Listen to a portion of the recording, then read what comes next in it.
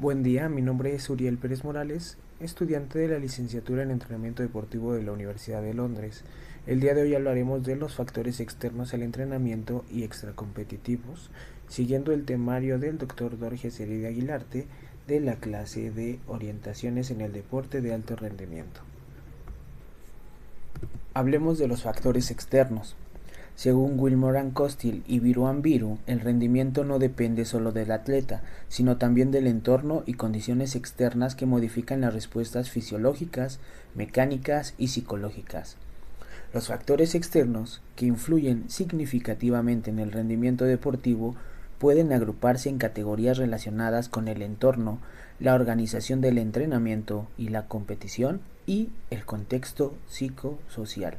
Se puede dividir en 6 categorías: condiciones ambientales, material y equipamiento deportivo, organización y planificación del entrenamiento, condiciones de la instalación o escenario deportivo, factores sociales y psicológicos externos y la nutrición e hidratación.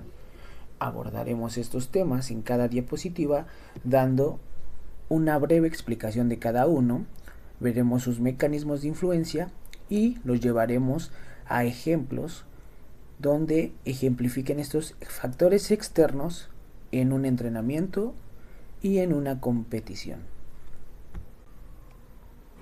Condiciones ambientales. Estas incluyen temperatura, humedad, altitud, viento, calidad del agua del aire, iluminación, desastres naturales, climas. Modifican las respuestas fisiológicas y afectan la economía del movimiento y la percepción del esfuerzo.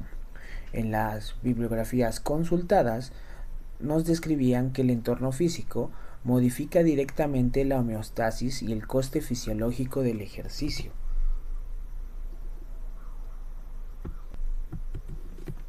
Como mecanismos de influencia relacionados a nuestro deporte, que va a ser el baloncesto, vamos a adentrarnos en estos 4 puntos. El primero sería la termorregulación, que significa que es el proceso por el cual el cuerpo mantiene su temperatura, 37 grados centígrados. Durante el ejercicio, el músculo produce mucho calor y el organismo debe disiparlo mediante sudoración, vasodilatación cutánea, aumento de la respiración. Todos esos procesos van a consumir energía. El aumento del gasto energético se produce por 2 trabajos simultáneos: el producir el movimiento deportivo y el enfriarse. Eso aumentará el costo metabólico total del ejercicio. En nuestros ejemplos podemos darlo como al entrenamiento. En un gimnasio caliente, el jugador corre igual distancia, pero gasta más energía para enfriarse, entonces se fatiga antes. El resultado va a provocar que tenga menos velocidad en transiciones, menos altura del salto al final y menos precisión de tiro. En nuestro segundo punto hablemos de la deshidratación. Cuando sudas, pierdes agua del plasma sanguíneo, es decir, tienes menos líquido en sangre, lo que es igual a tener menor volumen plasmático. Menor volumen sanguíneo hará que tengas menos retorno venoso y menos sangre expulsada por latido. A esto se le llama volumen sistólico. Para mantener este gasto cardíaco, el corazón latirá más rápido, por ende subirá la frecuencia cardíaca. En nuestro ejemplo, pues el jugador pierde 2% del peso por el sudor. La frecuencia cardíaca subirá más de lo normal, se cansará antes y su recuperación entre sprints será peor, lo que seguramente provocará que en el último cuarto del juego tendrá menos defensa, menos velocidad y una baja en la toma de decisiones. Nuestro tercer punto habla de la altitud. En la altitud hay menos presión atmosférica. Eso reduce la presión parcial de oxígeno en el aire, lo que genera en consecuencia menos oxígeno de entrada a la sangre, es decir, menos oxígeno llegará al músculo. Entre menos oxígeno haya disponible, menor será el consumo máximo de oxígeno, lo que provocará que reduzca nuestra capacidad aeróbica. En nuestros ejemplos equivale que en el equipo que juega en el nivel de mar ahora juega a 2200 metros. Sus sprints repetidos se volverán más difíciles, la recuperación entre jugadas será más lenta y el ritmo de juego caerá. El resultado será que tendremos menos presión defensiva, nuestros contraataques serán menores y la intensidad global del juego por parte del equipo será menor. Cuarto y último punto, el calor. El calor no solo fatiga el músculo, también afecta el cerebro. El cerebro regula el esfuerzo percibido, es decir, nuestra sensación de cansancio. Mayor temperatura corporal hará que el cerebro detecte un riesgo térmico, lo que provocará un aumento a la sensación de esfuerzo. El atleta siente que el ejercicio es más duro aunque sea igual. Esto produce una fatiga central, la disminución del impulso neural. Como efecto, tendrá menor activación muscular, menor potencia, menor coordinación y menor precisión. En el ejemplo que tenemos, si estamos en un partido en un gimnasio muy caliente o en un entrenamiento, el jugador sentirá mayor cansancio, evitará hacer esfuerzos máximos y tirará con menos precisión.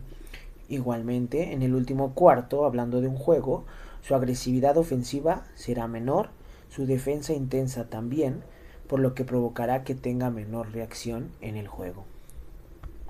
Como resumen, podríamos decir que un ambiente adverso, ya sea por alguna condición ambiental, producirá mayor gasto energético, mayor carga cardiovascular, menor oxígeno disponible y mayor fatiga cerebral. El resultado final será que habrá menos sprints efectivos, menor salto, menor precisión y peor decisión. Segundo factor externo, el material y equipamiento deportivo. Incluye calidad del calzado, trajes, implementos, superficies de juego, tecnología deportiva. Estos afectan la eficiencia mecánica y la economía del gesto. Puede mejorar o limitar la producción de fuerza y la velocidad. El material modifica la eficiencia mecánica y el coste energético del movimiento según Navarro y Viru. Hablemos de nuestros mecanismos de influencia, ejemplificados en las zapatillas y en las canchas. Primer punto sería la amortiguación, que absorberá parte de la fuerza cuando el pie contacta el suelo. Aterrizajes y pasos. En baloncesto hay muchos saltos, caídas y frenadas. Más amortiguación hará que el calzado absorba la energía y menos fuerza llegarán a nuestros tobillos, rodillas o caderas. Es decir, menor impacto articular y muscular, menor lesiones. Jugar con unas zapatillas adecuadas harán que aterrices tras un rebote, el impacto sea menor y menor fatiga tengas en las piernas. Así podrás saltar muchas veces y mantener la potencia en el partido. Sin esa amortiguación, el impacto sería alto, la fatiga sería rápida y tendrías menos altura del salto. Segundo punto, la tracción, que es el agarre entre suela y cancha. En baloncesto esto es clave para frenar, arrancar, cambiar de dirección y defender lateralmente. Más tracción hará que el pie no se resbale y el jugador puede aplicar fuerza horizontal eficaz. Tendrá más estabilidad y mayor control. Hablando de nuestros ejemplos, una zapatilla con un buen agarre hará que nuestra defensa lateral sea rápida, tengamos más cortes explosivos y nuestras frenadas sean seguras. Una zapatilla con un mal agarre o incluso que la cancha solo sea resbalosa, el pie hará que se deslice, pierdes equilibrio y tendrás menor velocidad de cambio de dirección. Tercer punto, el peso del equipamiento. Cuanto más pesado es el calzado o equipamiento, más energía necesita el cuerpo para moverlo. Mayor masa en el pie hará que haya mayor momento de inercia, más esfuerzo muscular en cada paso y cada salto, un gasto energético mayor. Ejemplificado en nuestra zapatilla pesada, eso provocará más esfuerzo en sprints, más fatiga en transiciones y menor velocidad repetida. Eso hará que nuestro último cuarto lo juguemos con menor velocidad, menor defensa y menor salto. En cambio, una zapatilla ligera reducirá este gasto y tendrás mayor agilidad. Como nota, podemos detectar que la posición también es importante en este aspecto, porque las zapatillas pesadas pueden servir para un pivot, un ala pivot, que no genera tantos movimientos en transiciones ni considera mayor agilidad, pero sí necesita un soporte dentro de su pivoteo. En cambio, las bases, escoltas y aleros tienen que ser un poco más explosivos, lo que provoca que estas zapatillas ligeras sean mejor para su equipamiento. Último punto, la superficie. El retorno elástico es la capacidad del suelo de devolver energía al jugador cuando pisa o salta. Las superficies deportivas como una duela devuelven energía, pero las superficies duras como el cemento casi no. Al nosotros tener una superficie elástica, absorberá parte del impacto y devolverá esa energía al despegue, mejorará el salto y la carrera. Una superficie rígida no devuelve esa energía, lo que provoca un mayor gasto muscular. En resumen, podremos decir que la amortiguación protege y reduce fatiga, la tracción permite cambios de dirección rápidos, el peso afecta gasto energético y velocidad, y la superficie influye en salto y eficiencia. Todo esto determina la capacidad del jugador para moverse, saltar y defender eficazmente en el básquet. En una duela tendrás mejor rebote en salto, menor fatiga y mayor velocidad. En una cancha de cemento tendrás un salto más bajo, nuestras piernas se fatigarán más rápido y habrá mayor impacto articular. Tercer factor externo, la organización y planificación del entrenamiento. Se refiere a las cargas, periodización, recuperación, volumen, intensidad, densidad. Estos determinan las adaptaciones fisiológicas. Un mal control de la carga produce sobreentrenamiento o subentrenamiento. Viru and Viru enfatizan que la carga externa es un factor externo clave que condiciona la adaptación. Hablemos de estos mecanismos en un entrenamiento o en una competición. Como primer punto, podremos hablar de una sobrecarga adecuada, lo que provocará una supercompensación. La sobrecarga es entrenar por encima del nivel habitual del jugador. Si es adecuada, el cuerpo se fatiga, se recupera, se adapta a un nivel mayor. Eso es la supercompensación. Entrenamiento, fatiga, recuperación, adaptación. Como ejemplo, hay una semana con pliometría, sprints, fuerza. Tras descanso tienes mayor salto, mayor velocidad, mayor potencia. El jugador mejora. Segundo punto, exceso de carga.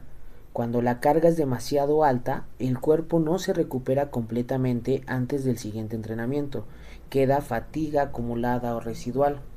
Carga alta repetida hace que la recuperación sea incompleta, lo que provoca que la fatiga se acumule. Ejemplo, 3 días seguidos haciendo sprints máximos, cambios de dirección y después un partido, el resultado habrá que tengas piernas pesadas, menor salto, menor velocidad, el jugador entrena cansado. Tercer punto, mala distribución. La carga puede ser correcta en cantidad, pero mal distribuida en el tiempo. Por ejemplo, muchas sesiones intensas seguidas, poca variación y sin semanas de descarga hacen un sobreentrenamiento. Como ejemplo, tener meses con alta intensidad diaria, partidos frecuentes y no tener descanso provoca que el rendimiento general baje, la motivación también y la explosividad reduzca. Un sobreentrenamiento puede provocar un estrés crónico al tener menor recuperación. Hay una disfunción fisiológica y nerviosa, lo que provoca una fatiga persistente, un bajo rendimiento, irritabilidad o lesiones. Sin esta recuperación, el glucógeno no se repone, el músculo no se repara y terminamos fatigado. El jugador no puede rendir al máximo. Último punto, tenemos la recuperación insuficiente. Aunque la carga sea correcta, el jugador no recupera ni sueño, nutrición, descanso, es decir, que el rendimiento baja. En resumen, podemos decir que la carga adecuada hace que haya una mejora, la supercompensación. Demasiada carga provoca fatiga acumulada. La mala planificación crea un sobreentrenamiento y la mala recuperación provoca bajo rendimiento. En básquet esto afecta salto, velocidad, defensa y precisión. Si el jugador duerme poco antes de un partido, como ejemplo, tenemos menor reacción, menor precisión o menor velocidad. Si tenemos una doble sesión de entrenamiento sin comer bien, también podemos tener menor potencia, menor salto y menor resistencia. Basados en ejemplos en entrenar en una cancha reducida o en competir en una arena como visitante, podemos tener los siguientes mecanismos de influencia. Nuestro cuarto factor externo sería la condición de la instalación o escenario deportivo. Incluye dimensiones, calidad del espacio, público, ruido, iluminación, temperatura del recinto. Esto modifica la percepción espacial y coordinación. Además afecta la concentración y el control técnico. Navarro describe que el espacio físico y características del escenario afectan la ejecución motriz y la percepción espacial. Uno sería la iluminación, ya que ésta influye en la capacidad del jugador para ver el balón, percibir profundidad, calcular distancias, detectar compañeros y rivales. La buena iluminación hará que haya mayor contraste visual, mejor percepción espacial, mejor coordinación ojo-mano. Una mala iluminación hará que la visión sea menos precisa y tenga errores de cálculo. Basado en nuestros ejemplos, una iluminación deficiente crea mala percepción del aro, por lo cual tenemos peor tiro exterior, pases imprecisos. Una iluminación óptima genera mejor puntería y mejor lectura del juego. Segundo punto, las dimensiones. Las dimensiones del espacio, el tamaño de la cancha o zona útil, cambian la cantidad de acciones por tiempo. Eso es la densidad de acciones. Espacios reducidos hacen que menos tiempo y espacio haya más contactos y más decisiones rápidas. Una densidad de acciones mayor. En un espacio amplio hay más tiempo, menos presión y menor frecuencia de acciones.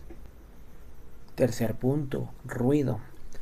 El ruido del entorno afecta la capacidad de concentración y procesamiento de información. Un ruido alto genera distracción, interferencia auditiva, menor enfoque, entonces la atención debe ser selectiva. En ejemplo, una arena ruidosa no oye indicaciones, pierdes concentración, reaccionas tarde, como resultado tienes errores defensivos, pérdidas y malas decisiones. Como ejemplo, entrenar en media cancha se genera más 1 contra 1, más cambios de dirección y más tiros por minuto.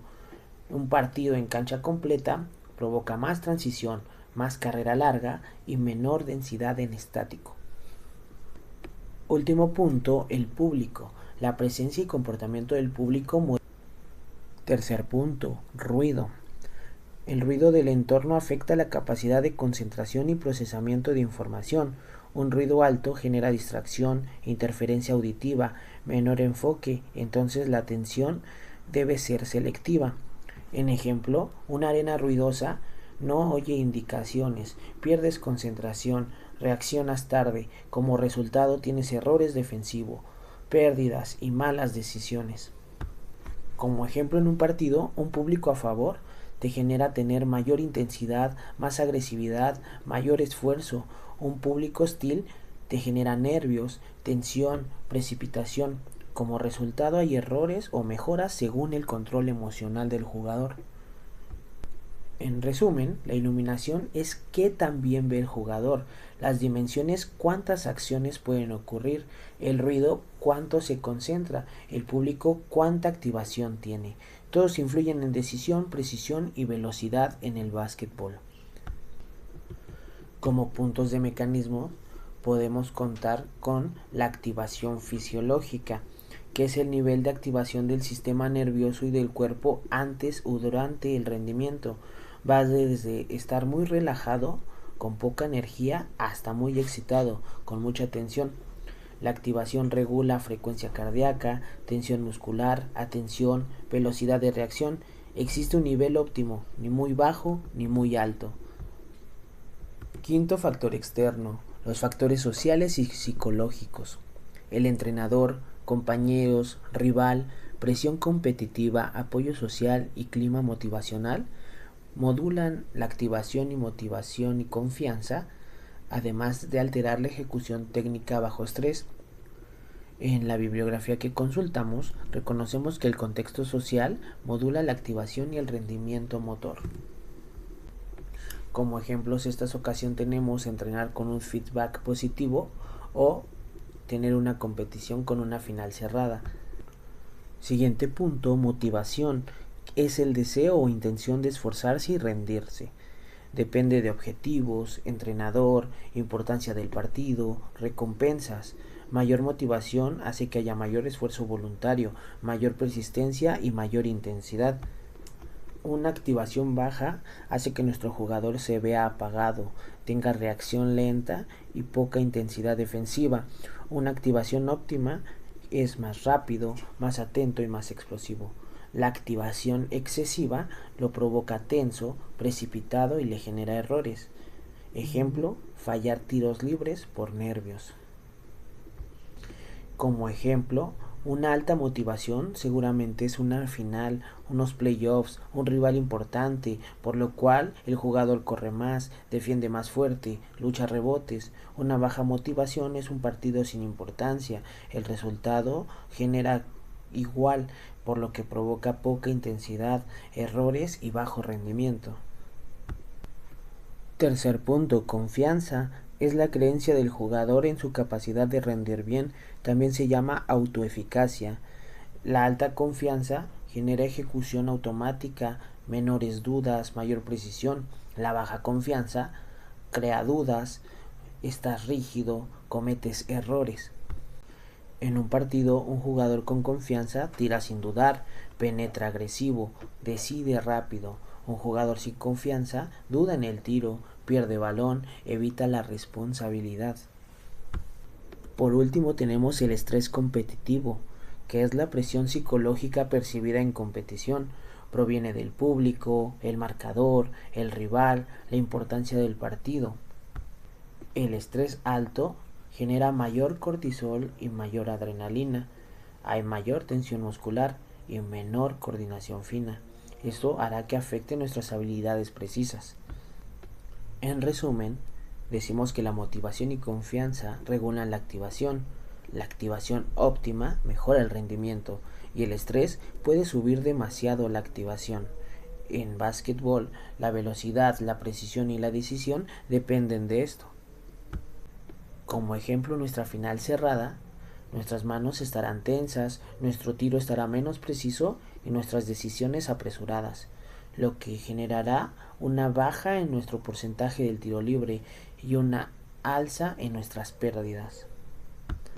Como último factor externo tenemos la nutrición e hidratación, pero lo ponemos como controlable, ya que un deportista adulto de alto rendimiento puede controlar su nutrición e hidratación, pero equipos formativos o deportistas de alto rendimiento menores de edad muchas veces no controlan lo que comen o toman. La activación es el nivel de energía del jugador, la motivación, las ganas de esforzarse, la confianza, creer que puedes lograrlo y el estrés, la presión de competir. Si están equilibrados hay rendimiento alto, si están desajustados hay errores y bajo rendimiento. Aunque es fisiológico, su disponibilidad es externa al organismo. Determina disponibilidad energética y recuperación, modifica fatiga central y periférica. Wilmore y Costill destacan que el estado nutricional es determinante externo del rendimiento fisiológico. Igualmente consideramos 4 puntos. El primero sería el glucógeno muscular, el cual es el carbohidrato almacenado en el músculo, el principal combustible en esfuerzos intensos y cortos. El baloncesto depende mucho del metabolismo anaeróbico, genera sprints, saltos, cambios de dirección. Más glucógeno hace que sea el ATP más rápido, más potencia, más repeticiones intensas. Poco glucógeno crea fatiga temprana y menor potencia.